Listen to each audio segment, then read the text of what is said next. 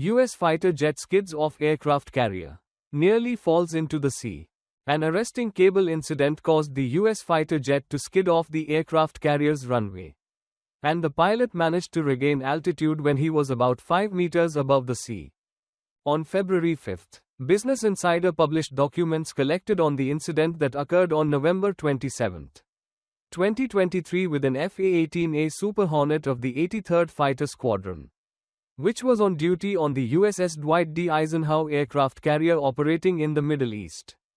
Accordingly, the F-A-18A fighter jet was landing on the USS Dwight D. Eisenhower aircraft carrier when an arresting cable on the deck was seriously damaged, causing it to break after hooking onto the fighter. The flight deck on the USS Dwight D. Eisenhower aircraft carrier has a total of 4 arresting cables. Flexible steel wires stretched across the runway. When the plane lands, the arresting hook at the tail of the plane catches one of the cables, stopping it in seconds. This is a crucial design feature to prevent the carrier-based fighter from sliding into the sea, since the flight deck on an aircraft carrier is much shorter than a runway on land. Before it broke, the cable helped the F-A-18E slow down from 250 to 148 km per hour. A document obtained by Business Insider states that the pilot followed proper carrier landing procedures by increasing the throttle to military power. Military power is the term for the maximum power a jet can achieve without activating the afterburner. Increasing the throttle to military power when landing on an aircraft carrier is to keep the engine ready to provide thrust in the event of an arresting cable failure, such as a broken cable. After 3 seconds, the pilot will reduce the throttle to idle.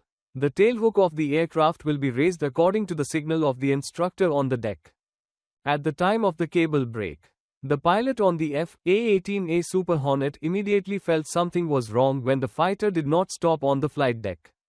Because the aircraft speed was at the minimum level, the pilot had to immediately activate the afterburner to the maximum, in order to create as much thrust as possible to help the aircraft take off again.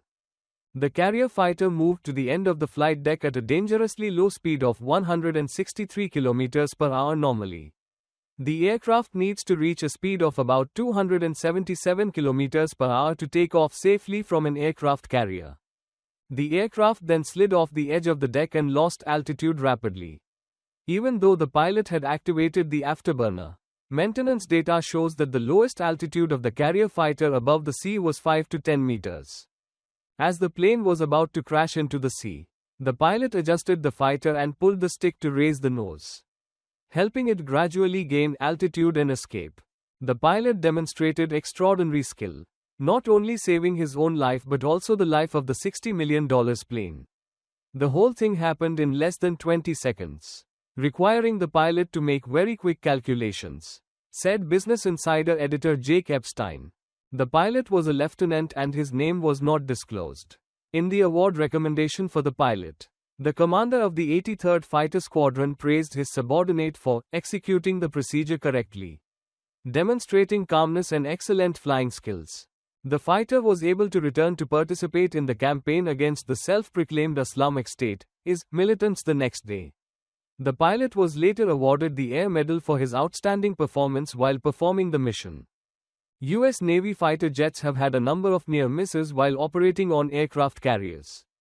In his 2020 book, retired U.S. Navy officer Guy Snodgrass revealed that his plane once came within 200 feet of the water before regaining altitude. Still, 16 feet is a very short distance, Epstein said.